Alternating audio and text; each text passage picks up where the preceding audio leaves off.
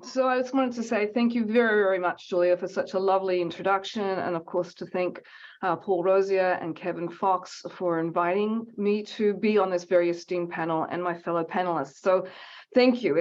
I know everyone's taken time out of their evening to be here together, and it is a very important topic. And so I'm very appreciative of your being willing to share this moment with us. So I'm going to sort of share my slides.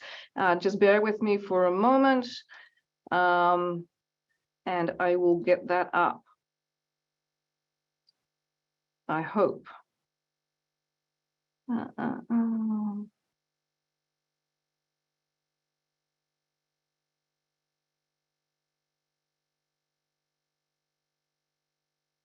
Okay. So as Julia mentioned, this talk is sort of based upon the work I've done, this book that I just published a couple of months ago called Global Burning, which really is a book that I wrote specifically to be more public facing. So I was adamant as we were all locked down under pandemic conditions, my anger about the destruction of the environment in conjunction with the horror of the pandemic sort of fueled me writing this book. So it's a book that is very much, I think, of my pandemic book. And I was very keen to make it a public-facing book, as I say, so that it sort of hopefully was more accessible to a wider audience. And what the book is really trying to sort of pull apart and discuss is connecting the dramatic erosion of liberal democratic societies that we've sort of experienced in the last 15 to 20 years with the escalating corrosion of the environment. So we have these two forces, the declining democracy and escalating climate crisis. And I wanted to explore and tease out how these were connected, if they were connected at all. It seemed to me that people are increasingly alarmed, as they should be, about declining democratic governments and regimes around the world, but it didn't seem that the environmental issues that in my view, is part of the problem, that didn't get enough attention. And I was trying to understand the connections. Now, of course, there are many, many catastrophic wildfires burning across the world. This is an extraordinary website where you can actually see in real time the fires. It's quite horrifying. Of course, it escalates in different seasons, but there are many, many catastrophic wildfires around the world. And in the book, as Julia mentioned, I chose to focus on Australia. I am Australian, so this is a very personal story as well. I left seeing my family in December 2019. I went home for the holidays. And as I left Australia, basically Australia erupted in an extraordinarily horrifying, catastrophic bushfires that lasted for weeks and weeks. And these fires really were extraordinarily huge. In California, we have many large fires, but the Australian bushfires far outweigh in size and scale. You can see here from the slide, the California fires in 2018, Amazon wildfires, Siberian wildfires, but the Australian wildfires were really, really, truly huge. And of course, the disproportionate impacts of the Australian wildfires hit many poor rural communities in the countryside, as well on the fringes of big cities like Sydney. So then I came and wanted to explore and contrast what was going on in Australia with, of course, what's going on in Brazil. Here is an image of the many acres and acres of Amazon rainforests that are destroyed daily with loggers and deforestation and mining corporations moving in. And very much impacting small farmers and, of course, many indigenous communities that are driven often at gunpoint off their lands, and the lands are basically decimated. This is just an image of many of the land defenders, many of them indigenous and small farmers that have actually been killed in the process of protecting their lands in the Brazilian Amazon. And I wanted to sort of compare what was going on with Australia and Brazil to what is going on in my home area of California, Southern California, because of course, California has also in recent years experienced extraordinarily catastrophic wildfires. This is just sort of an image that we're now very familiar with in California. There are fires virtually all year round now, and it is a constant threat. And of course, these fires also disproportionately impact many people in rural areas, particularly the migrant laborers who are very deeply impacted by terrible smoke and pollution from the fires. So I wanted to look at the three leaders of these three countries, which, between roughly 2018 and 2020. And all three leaders, Scott Morrison, who's now no longer the Prime Minister of Australia, but Bolsonaro, who hopefully will no longer be in charge of Brazil after the elections at the end of this month, and Donald Trump, and wanted to explore what are the connections between their very extreme right political leadership and policies and these extraordinary wildfires. I wanted to connect wildfires not as discrete national events, but try to look at the bigger global picture on the trends and conditions and the political processes by which these kind of catastrophic weather events that are associated with climate change could take place. What is the connection here? And some of the commonalities between these three leaders, apart from being men and white privileged men at that, are relatively familiar to many of us. So the countries share long histories of colonialism and extractive capitalism. The governments of these three countries are supposedly liberal democratic systems. These three leaders, all of them in different ways, but they all are antagonistic to the United Nations and international legal norms, particularly antagonistic to the Paris Agreement. All three leaders are anti-immigrant and promote racial policies and are very ultra-nationalist, pro-nationalist, and they're all supported by an extreme right populist core. But some of the things that are common to them are not typically discussed, and this is what I wanted to focus on, and I focus on in the book. All three leaders deny or discredit climate science. All receive extraordinarily donations and campaign funding from the oil and gas industries and agribusiness in particular. And all three of these leaders are very much involved and were very much involved with deregulating environmental protections to favor corporate interests, specifically oil and gas and agribusiness. So those, the sort of yellow highlighted elements were what I was wanting to focus on and promote. Now, as I mentioned in my book, this is not just it seems like it's a recent occurrence. You have extreme right leaders and you have catastrophic bushfires, but of course, this is very much related to extractive capitalism and neoliberal logics that have been put into place for 30, 40, 50 years. So I don't want to suggest that this is a unique moment that sort of disappears out of nowhere, is actually deeply related to the histories of extractive capitalism. But what is unique, I think, in this moment, and I call it free market authoritarianism, is the sort of way that these leaders share strategies, the way that they actually embrace anti-environmentalism as one of their sort of signature features of their extreme right policies, the way that they're absolutely involved in land grabbing, withdrawing obligations under the United Nations, and that they also are, all of them have been involved in escalating and making more robust the mechanisms to control ordinary citizens protesting anti-environmental policies. So I think that there's this unique convergence that, as I say, has long histories backed into colonialism and imperialism, but actually at the moment we see very much in a stark way happening around the world in many countries. And I think a big oil, the big power of the fossil fuel industry is very much part and parcel of this conversation here. And this gets to the denial of climate science. We all know that Exxon and other big multinational corporations have been very much in the process of denying climate science for decades and decades. And of course, Eric Conway's work on this front has been very, very important, as has Ron Kramer, who has a chapter on denialism in his most recent book.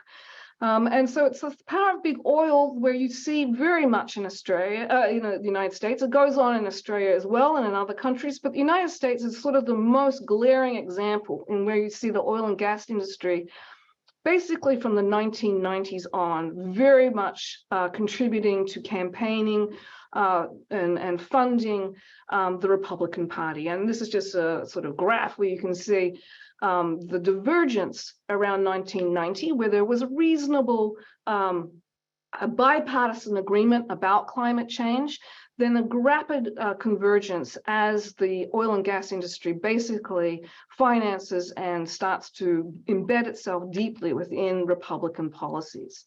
This is just another map where you can see the kind of contributions by the big fossil fuel companies. Obviously, the pink and red, that's the contributions going to the Republican Party and conservative groups, very, very much outweigh the campaign and lobbying funding going to the Democrats. So this is a stark conversation of big oil being more and more in collusion with the Republican Party. Again, not just recent, and it has been very much part of the last 2 decades. But with Donald Trump, the former president of the United States, as we all know, the fossil fuel companies really hit the jackpot, as it were, because Trump rolled back 50 years of environmental protection legislation and aggressively pushed and promoted oil and gas leasing, opening up federal lands for leasing and so on. So he really was very much a champion of oil and gas industries. He rewarded them handsomely in his 2017 Tax Act. Many of these huge oil and gas companies got extremely good reductions in their tax, and they also got extremely good help with the rolling back more recently by the Supreme Court of the EPA's capacities to control greenhouse gas emissions. This is the case West Virginia versus Environmental Protection Agency, decided just recently in July. And one of the cases, of a suite of cases by the Supreme Court that did extraordinarily undermine the capacities of the Environmental Protection Agency to control greenhouse gas emissions by hydro plants. So it was a very big blow because it's seen this case, which was brought by oil and gas companies financing it and a coalition of 19 Republican governors. It was seen and is seen by many as a very significant blow because it opens up the gateways to reduce the Environmental Protection Agency's regulatory capacities on other fronts, not just to do with greenhouse gas emissions. And this is also, reflects the majority of extreme right judges in the Supreme Court as we currently have it. Also in favor of oil and gas companies under the Trump administration, we had sweeping laws across many states led by Republican leadership that really make it very much more difficult for ordinary people to protest anti-environmental policies and legislation. So some of the legislation made it an offense that if you were anywhere near pipeline infrastructure, for instance, you could be criminalized, you could be arrested. So this is a sort of an arena of grave concern in terms of democratic protest and capacities to have a public voice, and very much favors, of course, oil and gas companies who are laying pipelines across Indian reservations and across federal lands, and have caused a great deal of distress to local communities on that front. Now, what I want to sort of leave you with is to say that the US is just one country. There's Australia, which now has a progressive leadership, but the capacities for the new Australian Prime Minister to do much on climate change is rather restricted. But I just wanted to turn to just last month alone in Europe, and we see 3 new people coming to power, where you see the explicit relationship between extreme right, far right government and anti-environmental policies. So in the UK, as we all know, Prime Minister Liz Truss replaced Boris Johnson. She's a former Shell executive, and she quickly overturned a ban on fracking, which caused extraordinary distress amongst many, many people in Britain. And she, of course, opened up a North Sea oil and gas leasings. So this is not a good moment for Britain, which has become, it was not good before, but under Liz Truss has become even more deeply, aggressively anti-environment in her new policy platforms. Last month also, we have, as we, again, a very unfortunate moment where you have a far-right Prime Minister come in, Meloni, with deep fascist connections of her Brothers of Italy party, and she also has, indicated very much an anti-environment policy, and that she plans to open up new oil and gas leasing as well. And then in Sweden, we also had the Sweden Democrats again voted in a coalition government last month, but the Sweden Democrat Party was one of the only parties in Sweden to oppose Sweden joining the Paris Agreement in 2016, and it also pushes a climate skeptic position. So this is just 1 month in parts of Europe, and an indicator of a deep turn towards anti-democracy, as well, in conjunction with that, a deep embracing of anti-environment policies, denial of climate science, or at least making very skeptical arguments against the consensus on the climate crisis. So I'm about to leave you here. This is a protest in London that happened in 2019. It was a year of extraordinary pro-climate protests around the world.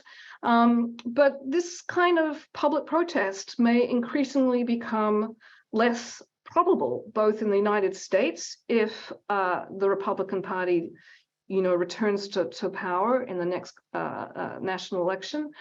But I also want to say it's not just about the capacity to protest and to fight back against far-right governance on the front of the planet and the climate crisis, because, of course, environmental activities are also injustices are also associated with many, many other injustices. And I think it's always important for us as individuals and scholars to remember that climate is one front, a very, very important, timely, enormous crisis that we're facing right now, but it's connected deeply with other injustices to do with voter suppression, to do with racial injustices and women's reproductive rights. So I see this as a sort of part of the anti-environmentalism of the extreme right. It's part of a suite of anti-justice, anti-rights policies that we're seeing increasingly around the world in, as I say, supposedly liberal democratic societies. So I'll leave it there and look very much forward to hearing everyone's comments.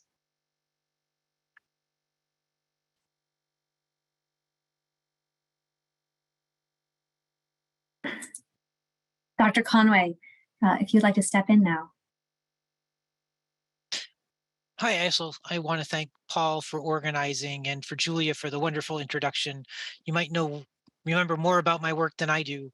I will not have slides. If I did, they'd just be walls of text you'd have to read anyway, since I'm a historian, and much of what my work is in text and not image. And it's interesting, this panel, because our first speaker, Eve, talked a lot about the anti-government, the anti-democratic forces that we've seen emerge over the last decade or 15 years. But the work Naomi Oreskes and I have done kind of investigates what we call market fundamentalism, but an important component of market fundamentalism is actually opposition to business regulation by governments amongst not just fossil fuel industry, but industrial leaders overall. We started our work with Merchants of Doubt, which really we started writing in 2005, which now seems like a long time ago, but and maybe it is, doesn't often feel that way. Merchants was really a history of 4 physicists who had all had senior careers in American science and government, and retired in the early 1980s, initially to take on the defense of President Reagan's Strategic Defense Initiative, of all the big government projects there ever were. But when that folded, then converted the think tank they had founded to do that into a bastion of denialism about acid rain, about climate change, about ozone depletion, and some of them also moonlighted in denial of the health effects of smoking. And we wondered, our central question is, why did they do it? What motivated them? And at the time we wrote, there was some literature already in climate denial. It largely focused around fossil fuel industries, and the money they could hand out, which is extensive. But our 4 physicists, as far as we can see, didn't receive it. They weren't on that gravy train. So our argument there was that they came to it through their belief in the importance and power of free markets, market fundamentalism, and they pursued that until they all began passing away of old age. But their work was picked up by many others, as you all know, and they have continued into the present, supported widely by industry. And our more recent work, it's titled The Big Myth, How American Business Taught Us to Loathe Government and Love the Free Market. We decided we'd pursue that next larger question: where did this market fundamentalist set of ideas come from? And for that book, which will be published next February, we're only just beginning to think about how to talk about it, because it's much larger a book than Merchants is. We decided to push the idea of market fundamentalism back, and our research into market fundamentalism back into the late 19th century, when American manufacturers were gearing up to fight off, of all things, laws restricting the use of children in factories, child labor laws. Every once in a while, you still hear them challenged in 21st century America as well. The centerpiece, the organizational centerpiece of that, was the National Association of Manufacturers, which originally represented largely small businesses, but over the more than a century it's existed, particularly in the 30s, became taken over by very large manufacturers. And they are the source of arguments, free market arguments, in favor of free market labor, in opposition to labor unions, the second cause they really took up strongly. And then beginning in the 1930s, they began their long fight against federal regulation of business writ very large. It is the Great Depression in the United States that really demolished the basic ideologies of market fundamentalism, showed them to be false. Economists rejected, even professional economists rejected them for most of a generation after the 30s. Most American politicians, even Republican ones, rejected them as well. And so we trace this story to the revival of market fundamentalism, really beginning with efforts right after World War II, in the late 40s, to rehabilitate those ideas and to bring them back into the mainstream, and that they finally succeed, we think, with, and sadly I have to say it, with the Carter administration, which begins the first major round of deregulation of the American economy, with deregulation of airlines, deregulation of trucking, first round of deregulation of finance. There have been several, and et cetera. And then with President Reagan, really becomes empowered in the United States, and it becomes the dominant political ideology, such that by the late 1980s, even Democratic candidates were running on market fundamentalist ideas that we should deregulate business, allow the markets to decide what gets funded and what does not, and that begins undoing much of what the American New Deal state had done to try to both constrain the power of business as well as to ensure better outcomes for workers. And that kind of brings us to our present. That is, as we argued in Merchants of Doubt, that's the root of climate denial from the particular perspective of our physicists. There are, of course, as my mentors in history would tell you, the history is rarely monocausal, and there are other reasons for climate denial. I suspect some of the other and our next panelists may mention others.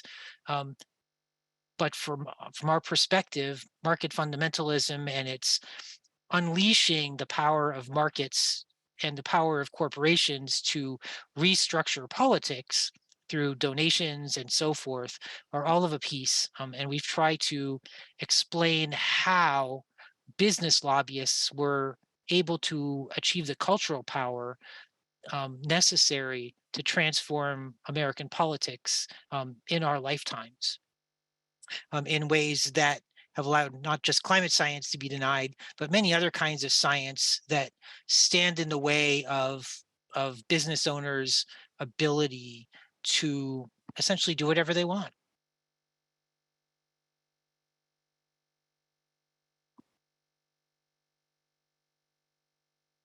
Thank you so much, Dr. Kramer. Yes, thank you so much, Dr. Conway. I'm now going to turn it over to Dr. Kramer. Thank you very much. Well, there's a tremendous amount of overlap between our three presentations today, having to do with issues concerning the larger political economy. And my perspective is going to be as a criminologist. So some of my earlier work involved a concept and a theory called state corporate crime. I wrote a book called State Corporate Crime, Wrongdoing at the Intersection of Business and Government a number of years ago. And so we were looking at the kinds of things Eric was just talking about, the deregulation, freeing up corporations in a sense. We have a concept called state facilitated corporate crime. And that's when the state, through its deregulatory actions or other kind of actions, facilitates certain kinds of corporate harms. And so that was sort of my background. Now, when I came to climate change, I really wasn't interested in it as a criminologist initially. I thought I needed to get up to speed on this issue just as a citizen, right? I needed to understand this important social problem. And so I started to do, a number of years ago, I started to do a lot of reading on climate change.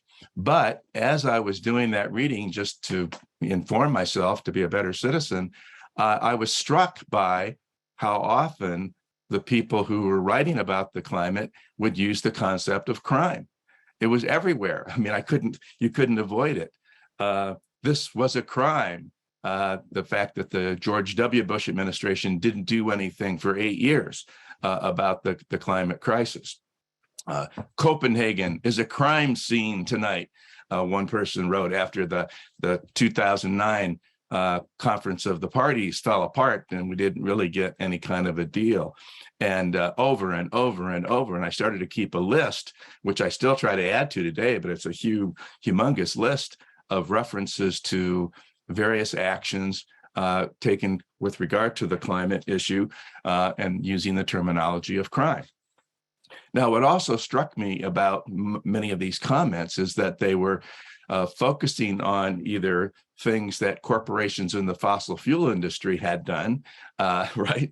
The fact that they knew about the climate issue many, many years ago, had their own scientists, had informed them very much about the problem, and yet at some point decided to engage in this denialism that we'll talk a little bit more about.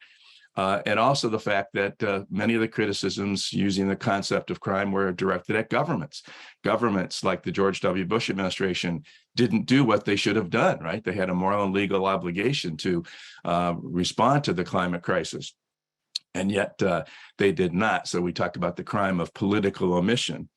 So based on this reading, I decided, well, if everybody else is referring to this as crime, maybe I should look at it as a criminologist. I'm a criminologist. I study state corporate crime, and maybe I can contribute something, at least to my own discipline, if not to the larger discussion, by focusing on this as a crime. Now, we need to obviously, I'm using the concept of crime in a much more expansive way than you might normally encounter it, right?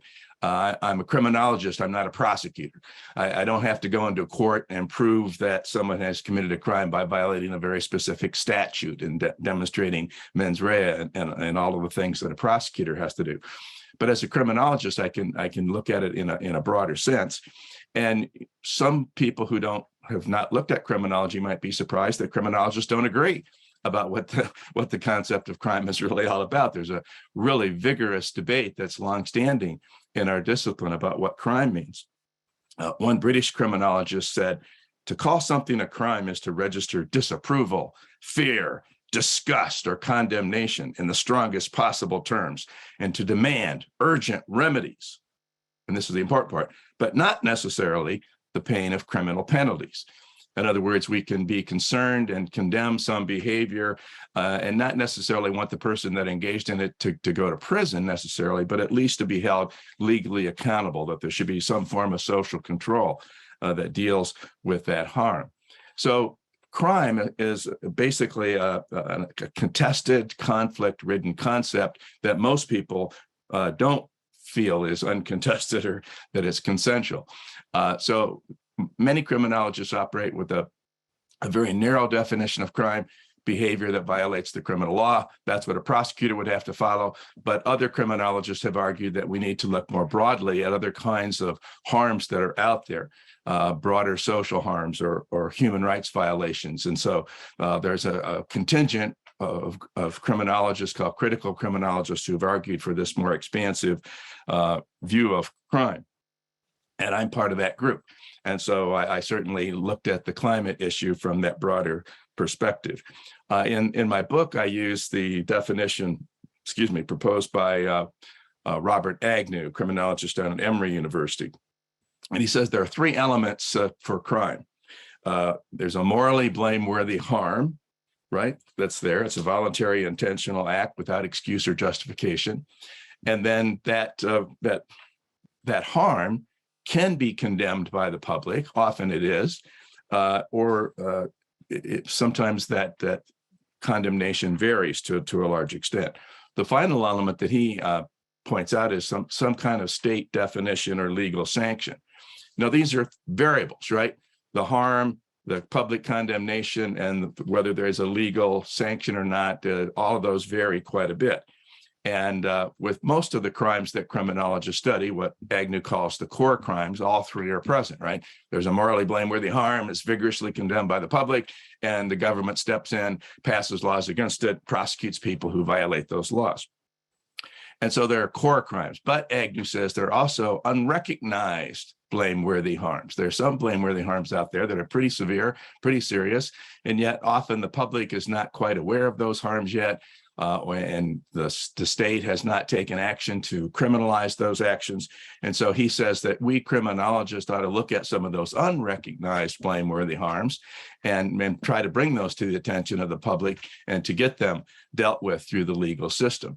And he points out in particular that state and corporate harms, the harms committed by corporations, the harms committed by governments in many ways, are those that are unrecognized blameworthy harms that ought to be considered crimes. And so ever since Edwin Sutherland invented the concept of white-collar crime back in 1939, there's been a group of criminologists that have been urging that we need to look at the crimes of corporations and the crimes that are committed by governments or by states. And so that's what I decided I would try to do in my book. So in the end, I end up using Agnew's definition, and I identify 4 blameworthy harms that I have designated as climate crimes. The first is the continuing extraction of fossil fuels. So corporations continue to extract fossil fuels, market them, cause them to be burned. This leads to rising greenhouse gas emissions. And Here, it's relevant to bring in the question that the late Senator Howard Baker posed during the Watergate hearings all the way back in 1973. Some of you might remember this or have read about it, but Senator Baker said, "What did the president know and when did he know it about Watergate?" And that's the issue here. What did the corporations know and when did they know it? I mean, we can't blame them if they didn't know that the burning of fossil fuels was going to contribute to this, to these climate disruptions. But in fact, they did know pretty early on. And in fact, we can find out that as early as 1959 or the 1960s, there were some of their own scientists were informing them of the problem with the burning of fossil fuels, the fact that it was releasing greenhouse gases, in particular carbon dioxide, into the atmosphere, that this was going to cause global warming, and that was going to cause various climate disruptions. And, you know, these companies had excellent scientists, and they knew exactly what was going to happen. And it's interesting to go back and read some of the predictions that they were making in the 60s and 70s about what was to happen if we continued on the path of business as normal. There's a new book that just came out. Jeff Dembecki, I just got it from in the mail today. It's called The Petroleum Papers. And it's an interesting book because he's pulled together all the information that we have about what the corporations in the fossil fuel industry did know and when they knew it and what actions they did or did not take at that particular time. And early on, they were kind of being good citizens and responded positively, but eventually they said, nah, this is going to affect our profits, and they turned to denialism. All right, the second climate crime that I addressed then has to do with the role of government. Now, government is involved here in two different ways. Number one, governments can support the extractive capitalist fossil fuel industry, right? They can support fossil capitalism, help to develop it, provide it with subsidies and so forth. And so here the state can facilitate the climate crime of extracting and burning fossil fuels, right? My book emphasizes a bit more, however, the crime of political omission, the fact that governments didn't respond in the appropriate way, right? This was a crime that they didn't respond, that they didn't take any actions. This is what some people call predatory delay, or we could use the term criminal negligence to describe the role of governments here. And we can talk about the United States government in particular, which I tend to focus on more in my book, but we could also look to the international political community, right? I mean, the UN Framework Convention on Climate Change has been around for a long, long time. And we've had how many different conference of parties? I think number 27 is coming up next month in Egypt. And yet, what do we have out of all those years of the negotiations and discussions? Well, we got the Paris Agreement, right, in 2015, which was a breakthrough, an advance. Finally, we had a negotiation that produced some results. It wasn't exactly what we needed, but it was a step forward. And of course, then when Trump withdrew the United States, and Paris was inadequate to begin with, and so we definitely need to continue to work in that realm. But again, governments had an important role to play here. They often failed to do the things they needed to do legally and morally, in my view. And so I talk about this as the crime of political omission. Now, the third crime that I identify is what I call socially organized denial of climate change. And here we're talking about the creation and operation of particular kinds of social actors to produce denial, right? Mostly, these were, of course, the fossil fuel corporations. They helped to fund conservative think tanks, and there were also conservative foundations. And I know that in their book, they write about this quite a bit. In the Conway and Oresky's book, they write about this quite a bit and provide a lot of the more specific information. But there was this active effort to deny climate change. There's a criminologist by the name of Stan Cohen who wrote a book called States of Denial. And he identifies there's literal denial and there's interpretive denial. Literal denial is that this is not happening at all. And of course, early on, that was sort of the stance that they took. Then they had to say, well, all right, there's enough evidence. Maybe something's happening there, but it's not our fault. It's not the burning of fossil fuels. It's sunspots or it's some other kind of activity that's going on out there in nature that's causing this problem. And of course, now they can't even sustain that. So they've moved to a sort of a third realm here what Michael Mann calls soft denial. And now they're trying to deflect responsibility away from corporations. Well, it's you people who, you want to heat your homes and drive your cars and to have all these fancy gadgets. And you're the one that's responsible for this problem. We just, you want the product and we provide it, right? In the free market, right? This is, so it's your fault. It's not our fault. We're only supplying a demand that's already there. Or they engage in greenwashing advertising, right? And they talk about all the wonderful things they're doing to protect the environment. Well, most of that is, to put it politely, a bunch of hooey. They're not really doing much. And in fact, they're still engaging in business as usual in many ways and still extracting and marketing and causing to burn fossil fuels. So they haven't really changed all that much, despite the greenwashing advertising. But we now have this softer form of denialism that's out there. And so these two crimes are much aligned together, right? The purpose of having socially organized denial was to gum up the works of the political process, right? To stop governments from doing their job. Even if they wanted to do their job, this was an effort to put political pressure on politicians. And of course, many politicians joined right in the denial movement, particularly the Republican Party, which has gone almost to an extreme level of their support of climate denialism and avoiding doing anything about the problem. The fourth kind of crime that I talk about, the fourth climate crime, is what I call climate crimes of empire. What I'm talking about here are wars and military interventions to secure access to and control over oil. Some of you remember the slogan, "No blood for oil," back during some of the Gulf Wars. A second aspect of this is Pentagon emissions. In its far-flung operations, the Pentagon, in engaging in these military interventions and just its routine activities, uses tremendous amounts of fossil fuels and contributes heavily to the greenhouse gas emissions that are going up in the atmosphere.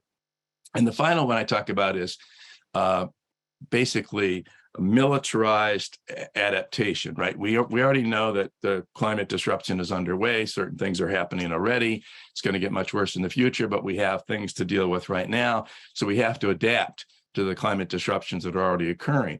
The Pentagon is all for this, but they view this in a militaristic way. We're gonna fight a war against the migrants that are trying to come into the country, and they see this as a national security threat. And of course, what tool does the Pentagon have other than to use military force to deal with the problem? So they recognize that the climate change is occurring, but their response to adapt to it is through militaristic measures. So those are the four climate crimes that I identify. I try to end with a focus on hope and resistance. I cite Robert J. Lifton's concept of the climate swerve, that maybe there is some movement in terms of public awareness, public condemnation, climate justice movements that are trying to deal with the problem. And so maybe there's some hope in that. And in the end, I think that's what's necessary. We do have to have some form of resistance, some broad-based progressive social movement that's going to demand that governments take the necessary actions. And of course, it's developing the political will to do that. And what the climate denial movement has done systematically for 40 years or more is to decimate the political will to deal with the climate crisis in our country. Thank you.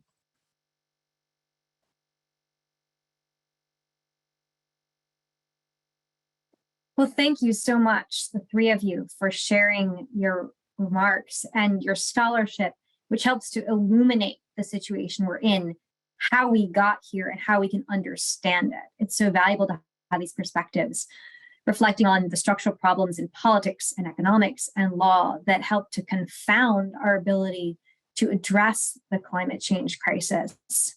I want to build off Dr. Kramer's point, his last remark, in posing a question to all of you, which is, what are the levers for change? You've identified what the problem is, and it's a very complex problem which has been building up over decades.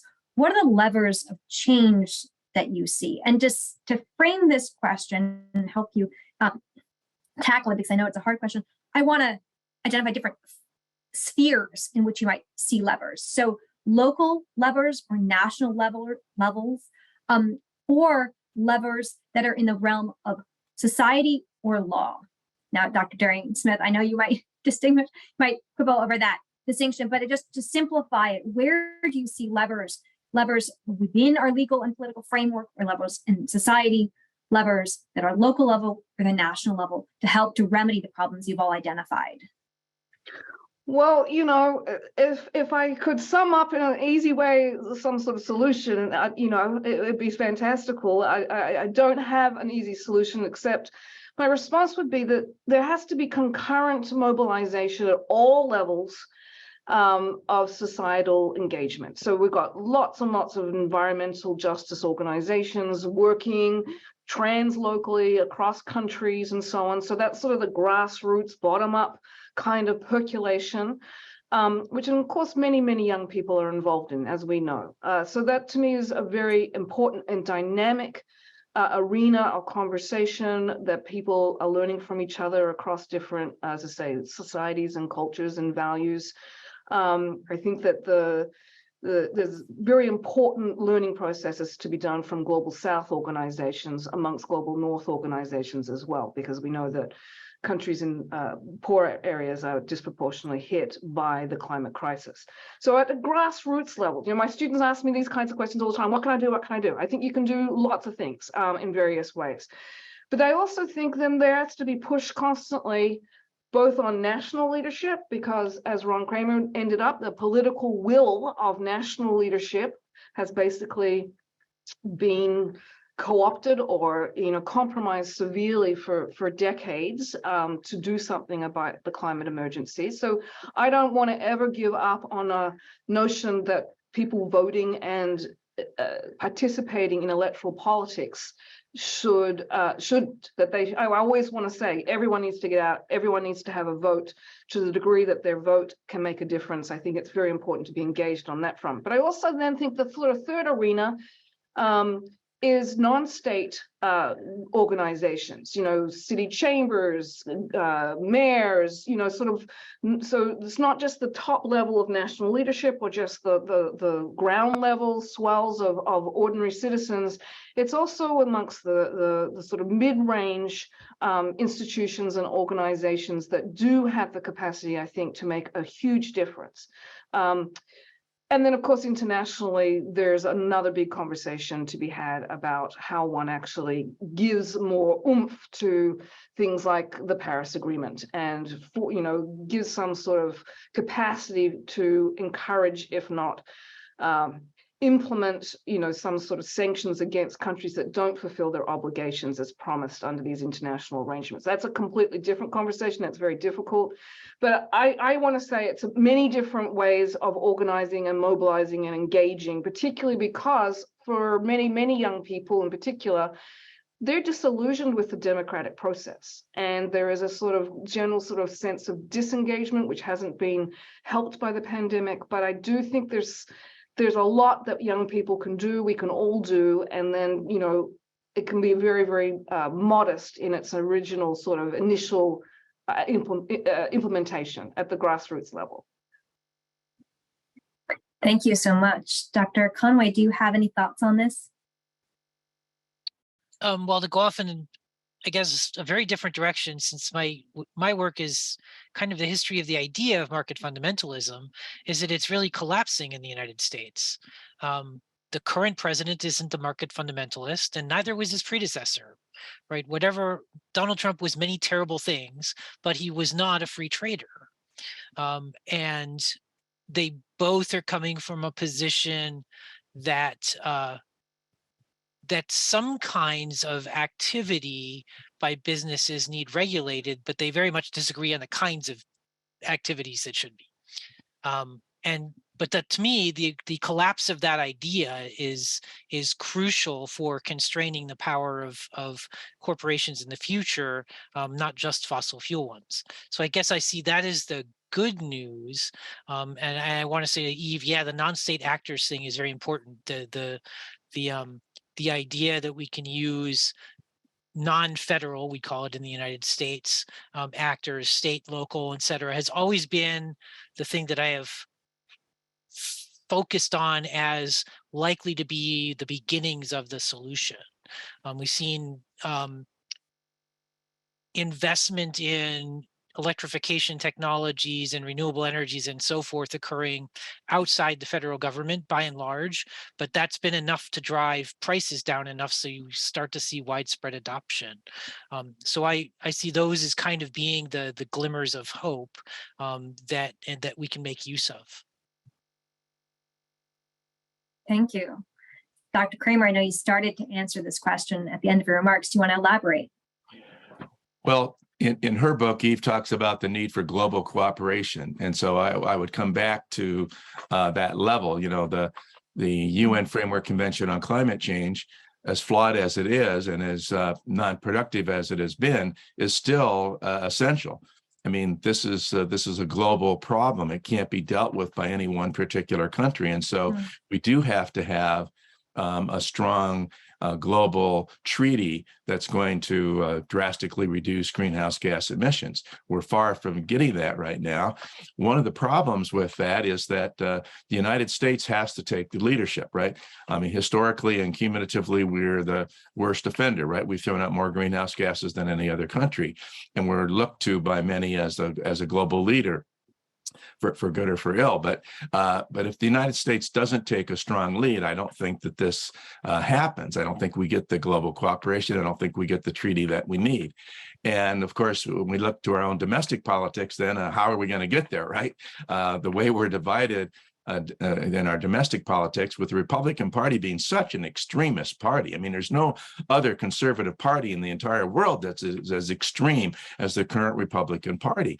And so it's just no chance to get any kind of climate deal through the Senate. If we have a treaty and it has to be ratified by two-thirds of the Senate, well, that's just not going to happen in the current composition of our Senate. So we've got a lot of work to do with our domestic politics. And so I would also encourage involvement in electoral politics. I thought when I was writing my book, we didn't know who was going to win the 2020 election. I thought if Trump won and the Republicans maintained control, that there was no chance for any kind of climate agreement. And with Biden in there now, we've seen the Biden administration take some efforts. And of course, the Inflation Reduction Act that just passed is a very good first step. It's inadequate in the long run, but it's a good first step again. And so we need to build on that, right? We need to have a stronger agreement. But that only happens if the Democratic Party makes gains, holds on to the White House in 24 and makes gains. And even then, it's still a long shot for us to do that. But I think the United States has to engage in that kind of leadership. And by the way, that means that we can't be engaged in a Cold War with China. Right. We have to have. I mean, one of the things that made Paris possible was that John Kerry went to China and, had an agreement with the Chinese in 2014. Then that opened the door to the agreement in Paris. And we need something like that to happen again. But both parties seem intent on creating a Cold War with China and perhaps a hot war with Russia. And that doesn't bode well for global cooperation to deal with the climate crisis, does it? That's an excellent point. And well, you've really covered so many different levels in answering that question, identifying grassroots activism, local government, national government, non-governmental organizations at national level, and international cooperation. So there are many different levers of change. Bringing it a little closer to home, since we're hosting this event at an institution of higher learning, I'm wondering what role universities might play in helping our current generation of students to understand the roots of this problem and understand the possibility for change in the future. I'm wondering if you think that there are changes to curriculum, particularly in business schools or political science departments, that could help to change the tide by educating the next generation to understand the issues as you do. So if I may jump in, I know at my university, they've got like a very impressive strategic plan to try and do just that, to actually integrate conversations around climate crisis in all schools across the campus. So in the nursing school, in the business school, the social sciences, the humanities, to try and create a sort of set or suite of courses that are very interdisciplinary and engage students in the climate crisis, both with the historical context of how we got here, but also thinking about what can we do as individuals and collective communities, and then also thinking about this in a global scale, because as has been mentioned, this is a global problem. So I take hope in those kinds of initiatives, that there is, and we're a public university, so that's a very big plus, but there is a big, deep commitment. And certainly we're in Southern California, where, we had to dodge a wildfire not so long ago on the outskirts of the campus. I mean, it's a very immediate, a very visceral sort of sensibility of the mega drought and the wildfires and so on. So I take great hope that that sort of vision of actually embedding in all sorts of undergraduate education, put graduate education to the side for a moment, that allows students to talk freely about it in a very sort of historically based way, and to understand the present moment, to me, is great. So hopefully that's going to happen. That's the talk across my campus. That's wonderful to hear. I'm curious, Dr. Kramer, what's happening on your campus? Quite a bit, actually. I think Western Michigan, in many ways, has been at the forefront of how to respond to this as a public university. About 10 years ago, we created a interdisciplinary working group on climate change. And we got the generous funding of $500 to get it created from the university. So with all that money, we've been able to do a lot. But no, we've created a minor in climate studies, climate change studies. We have enough courses that we could make a major. We engage in service to the community in terms of providing educational events and seminars. And we are encouraging people to do research on the climate issue.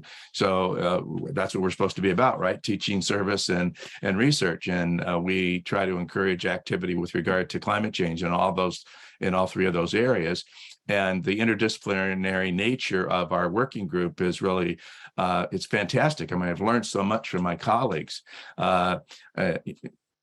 Part of the section of the book where I was talking about climate scientists, I had to draw heavily on my colleagues in the natural sciences and biology and chemistry and others that have been working on this issue for many, many years. And I learned so much from them.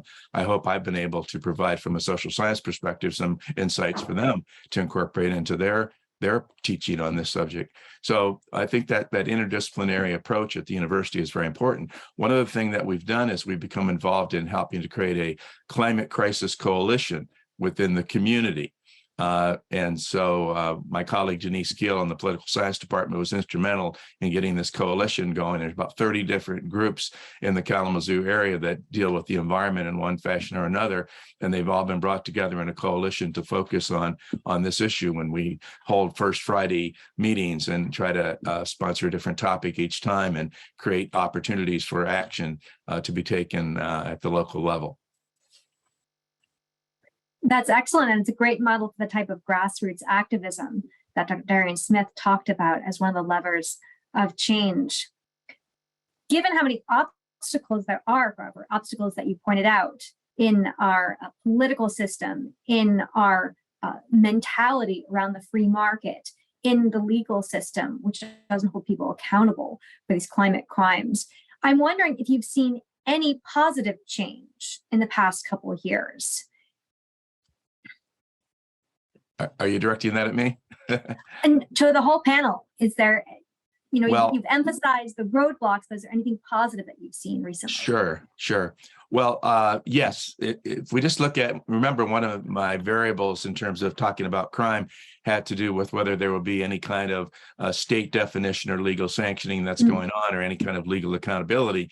And I think we've just seen a tremendous growth in that particular area.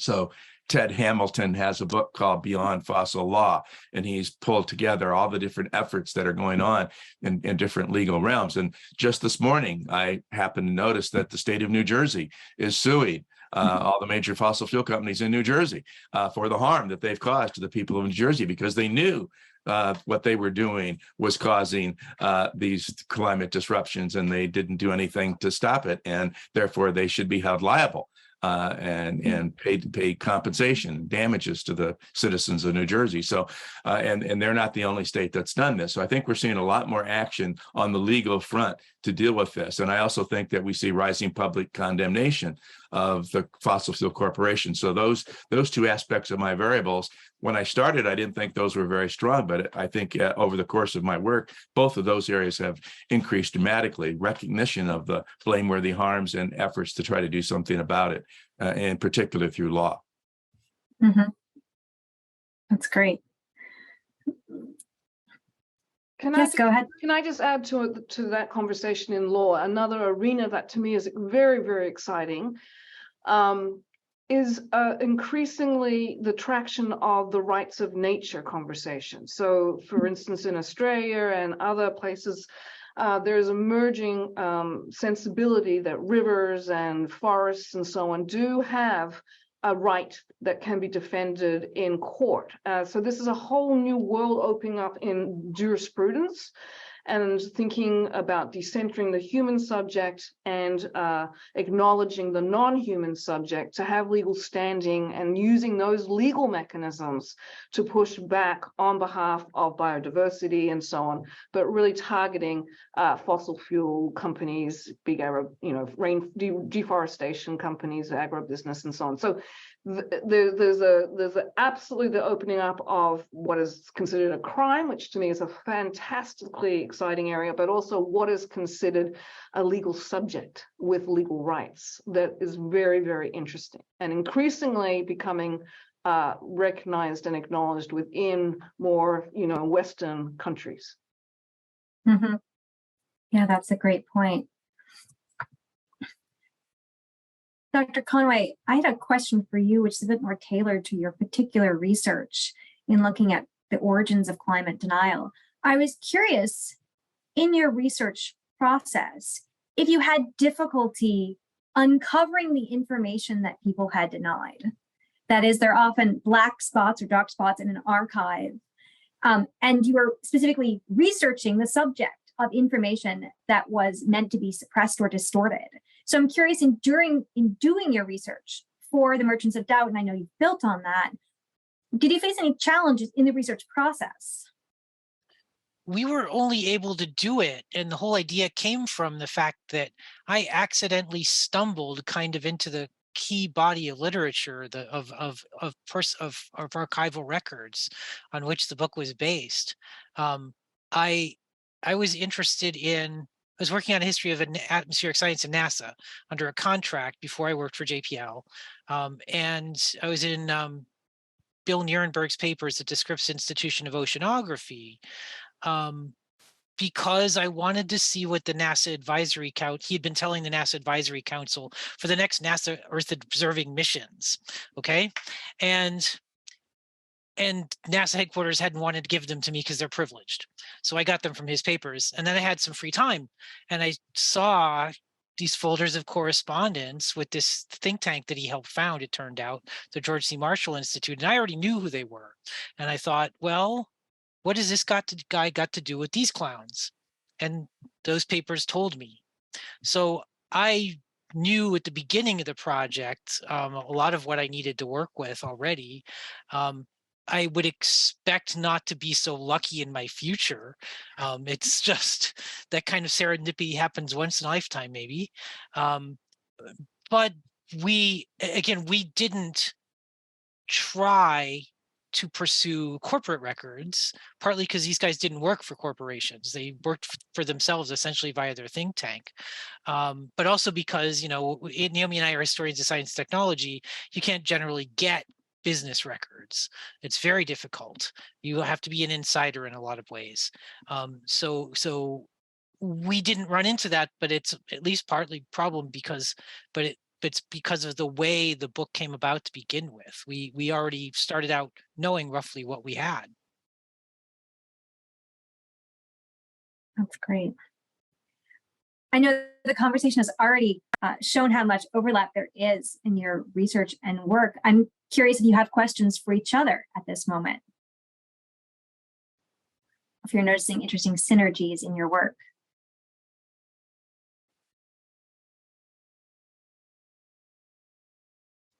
Well, I'd Well, say that I probably have the most overlap with Eve's work because of the anti-democracy angle. A lot of what you find in the right-wing economics literature is not is not only anti-government. It is often um, rooted in the belief that, well, really most people shouldn't have a voice in government because most people aren't competent for it. You see that kind of condescension all the time. That and going back, easily into the beginning decades of the 20th century, you see that kind of view that really the voting franchise should be restricted. And they often don't tell you how, but it's clear they either mean to people with property, wealthy people, or people that are white, which is of course a simulacrum of property in the United States. So I'm not at all surprised that Eve also sees a lot of anti-democratic tendencies, because I see them in the right-wing business literature that I read. That's really fascinating to see these historical trajectories really running parallel throughout the 20th century. And so helpful to have that deeper history. I was going to ask Eve to talk a little bit more, if she will, about what she sees the future of the Republican Party in the United States. I mean, this is where the anti-democratic forces are really gathering tremendous steam and perhaps power again. And so does she have any thoughts about the direction? Because some Republicans have resisted this effort, but not very many. And so what's the future of the Republican Party in the U.S. Political system? So that is a extremely important question, because all the pointers are for a very, very nasty response on my behalf, which is a fascist state. Because those who are mainstream center right within the Republican Party have basically been taken out by Trump or Trump allies. And what we're seeing is a doubling down on the lie of the election, and a marshalling of grassroots violent organizations. We've got these private armies that are assembling, they're talking about, that are going to oversee the voting processes in some states. It is extremely alarming. So my scenario is not a happy one, unfortunately, because I do feel that this has been a sort of a loyalty test. The big lie, as many commentators have said, those Republicans who support Donald Trump in that allegation. And these midterms are going to be extremely important to sort of get a handle on just what we're looking at. But the writing is on the wall to me, and it's not good. But I'm usually a very optimistic person, but I find it extremely alarming where we're going. And I think for us, scholars and people who are, just trying to sort of suffer through and overcome the pandemic and inflation and so on, there's a lot of distractions. We don't have a real handle on behind the scene what is going on. So I think there's people talk about the dark, deep web and all that. I don't have a handle on that by any means, but I imagine that there's a lot of activity and people getting very agitated. So I'm going to ask Dr. Conway to respond to that, because you said that you had noticed the collapse of market fundamentalism recently. And so I'm wondering how that process might overlap with the process of rising anti-democratic regimes. If the corporations that have captured the democratic process are not able to enforce the market fundamentalism that you have described, does that potentially change the outlook, the gloomy outlook that Dr. Darian-Smith just described? It's an interesting thing that I need to think a lot more about, because I think it's true that market fundamentalism's failing. It's also the case that corporations have more political power than ever, because they're able to essentially have unlimited donations that the courts have chosen to allow, opening the whole issue of another another case of state and corporate crimes, I would argue, in the form of open political corruption. So I'm actually not optimistic at the political level, and it's easy for me, for example, to see how a fascist state could make use of the climate crisis to help themselves take power. That wouldn't be good for democracy at all, but I could see how you could do it. So the collapse of market fundamentalism doesn't necessarily also mean no fascism. Quite the opposite. If you look at what historical fascism was, it tended to be an alliance between government and large corporations, a select set of large corporations that generally had achieved monopoly or oligopoly power on their own, and that state corporate merger essentially was the essence of fascism, onto which then was layered the racism that we're familiar with, often the extremist religion that you also see. So you can have market fundamentalism fail, the idea that markets should decide, and still have a terrible fascist outcome. Well, then I will just shine the spotlight again on the grassroots activism that you described earlier. Dr. Kramer described on his campus, and what Darian-Smith described on her campus, and the possibility that a key center for a positive movement will lie within public universities and private universities like Villanova, where we can hope to educate students about the roots of these problems and the levers of change within the realm of economics, politics, and law. I want to wrap up by thanking you for sharing your expertise with us. It has been a wonderful conversation. It's been my privilege to learn from all of you, and I know that our audience values the wisdom that you share. So thank you so much.